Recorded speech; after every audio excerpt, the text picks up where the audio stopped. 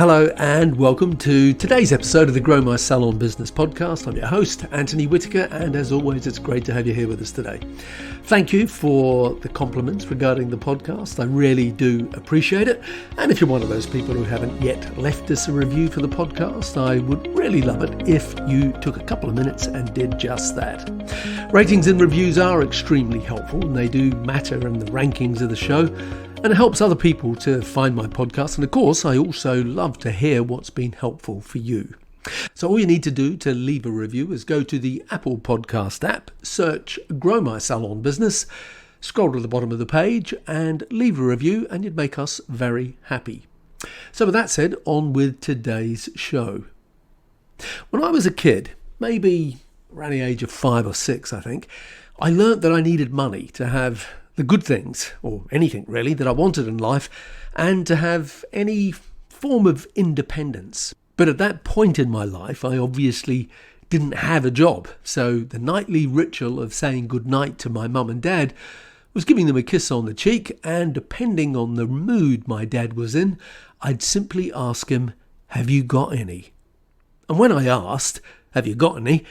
if he was in a good mood and had a few coins in his pocket, he'd put his newspaper down and perhaps dig out a few copper coins, or if I was really lucky, maybe it would be silver in colour, and I'd be on my way to financial independence. Now, hopefully, when you were growing up, you were as lucky as I were and that you had a good dad too. Now, I love my dad. He was a good dad. He worked extremely hard and he did his absolute best to provide for his family. And this was in the 1960s, and so large families were commonplace. And I had 4 brothers and 2 sisters, so there was a lot of love and a lot of fun, but not always a lot of money about. And my dad was a French polisher. If you don't know what a French polisher is, it's a trade that specialises in restoring furniture, often antiques, to their former glory. And because he was a really skilled craftsman, he always seemed to have plenty of work to do. But despite how hard he worked and how talented he was at his craft, the reality is that his business cash flow was, let's just say it was erratic at best. And so when we were growing up, money wasn't plentiful in our household.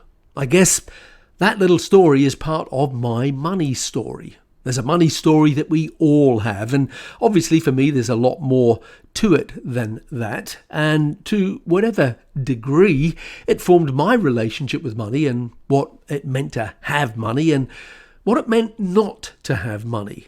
And like most people listening to this, I have very definitely experienced both ends of that spectrum.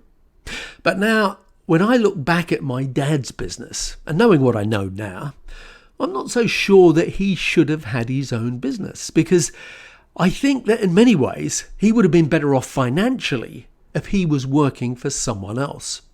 And I say that with love and respect, because although he was an excellent craftsman and he worked hard and was always busy, the fact is that as I grew up, I realised that he wasn't always good at managing the financial side of running a business. Now, in that respect, my dad was like many people, me included, in that he started his own business because he was good with his hands and he had a skill that he was good at. And although he started out working for someone else, he reached a point where he obviously made a decision to go out on his own in business. Now, I imagine he made the decision in the expectation that he would make more money, have more freedom and flexibility about how and when he worked, and be master of his own destiny.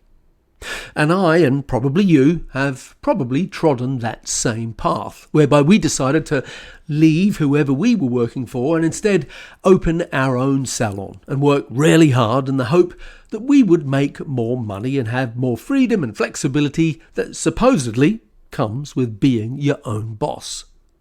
And so the pattern repeats itself, and the same opportunities are presented and the same mistakes get made. And the mistake is that people assume that because they're good at their craft or trade or profession, that because they're good at the work that gets done in the business, that they'll be good at building and running a business that does the work. And pretty quickly, hopefully most of us realise that nothing can actually be further from the truth, because the reality is that running a business requires a totally different set of skills to doing the work that happens within the business, whether that's the work of the French polisher like my dad, or the hairdresser like me or you, or the builder or the photographer, the fashion designer, or whatever the work is. You see, when you work for someone else, you are usually blissfully unaware or protected or isolated, or maybe it's just that you're not interested in the skills that are needed to succeed as a business owner. They're just something that goes on in the background. But the skills of the business owner are the skills of management and marketing and financial control. But most new salon owners underestimate the importance of them and just approach their business from the basis of, if I work really hard, in our case as a hairdresser, behind the chair, the money will come and I'll be able to pay the bills. In other words, they just hope that through hard work they can out-earn their stupidity. And I call it stupidity because what else can you call it when a business owner, whether it's me or you, doesn't know what their weekly break-even point is? That they don't have budgets in place, that they don't know how to properly work out how to price their services or pay their team or manage their cash flow. And look, I totally recognise that it's not your fault that you weren't taught how to take control and manage the salon's finances, but it is your fault if you don't do something about it. You see, I learnt to be a hairdresser, a very good hairdresser. You probably learnt how to be a hairdresser too. But now you need to learn to manage the financial side of your business with the same level of confidence and skill that you have with a tint brush or a pair of scissors in your hands. Don't make the mistake of saying, but Anthony, that's why I have an accountant, surely. Well, look, it's the accountant's job to do your accounts. That's what they're trained to do your taxes, to make sure you're legally compliant and to file a set of accounts with the tax authorities at the end of the financial year. The role of the accountant and the bookkeeper is to focus on documenting your transactions and creating a rear view snapshot of what's already happened in your business. It's their job to correctly record and categorize all the income and expenses that have happened in your business and to ensure that you are paying the correct amount of tax. And it's their job to then submit a set of financial accounts to the tax authorities on your behalf at the end of the year, summarizing what's happened in your business from a financial perspective. But the accountant is not trained in how to price your salon services, or how to pay your people, or how to develop a budget that works for you and your salon. The accountant is not trained in how to increase your sales and reduce your salon operating costs. They're not trained in how to increase the productivity of your individual team members or your salon as a whole. They're not trained in how to make you and your salon more profitable. All of that is your job. And if you don't do it, then, well, basically it simply isn't getting done. Because it's your job as a salon owner to manage your finances and grow your salon business. And to do that, you need to understand the numbers in your business and what those numbers mean so that you know the information you need and you know what questions to ask your accountant. And if you have a good accountant, not only will they help you understand what the numbers are telling you, but your accountant will also be a valuable resource to help you succeed in growing a profitable salon business. And as a business owner, if you don't get to grips with the numbers and the financial side of your business, well, unfortunately, then statistically, the odds are stacked against you succeeding. Now, let's just be clear about this. That doesn't mean that you have to become an accountant or a bookkeeper or a total numbers nerd because, well, you don't. You didn't start out to do that. You started out on this journey of salon ownership to have a successful salon business. And you can. But you need to learn to understand the numbers in your business and what the numbers mean.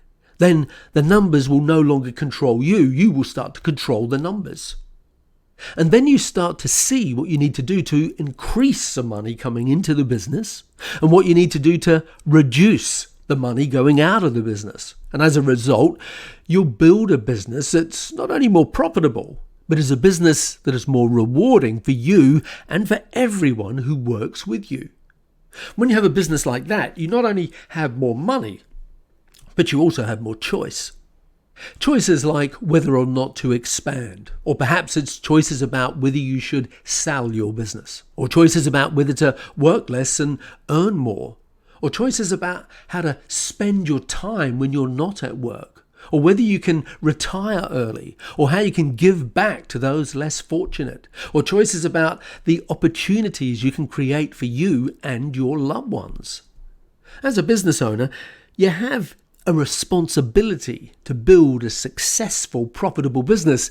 And that doesn't just happen on its own. It happens when you take control of your business finances and understand what you need to do in order to create a financially successful and a profitable business. As I said before, I totally recognize that it's not your fault that you weren't taught how to take control and how to manage your salon's finances. But it is your fault if you don't do something about it.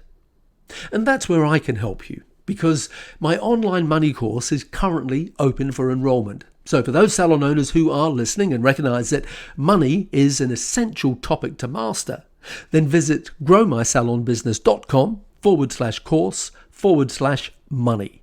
Because when you get clarity and have the confidence that you need to handle the financial side of your business, that will be the best investment that you have ever made. So if you want to find out more, then go to growmysalonbusiness.com/course/money. And I'll also put that link in the show notes for today's podcast. So with that said, thanks for listening, and I will look forward to seeing you with another episode of the Grow My Salon Business podcast next week.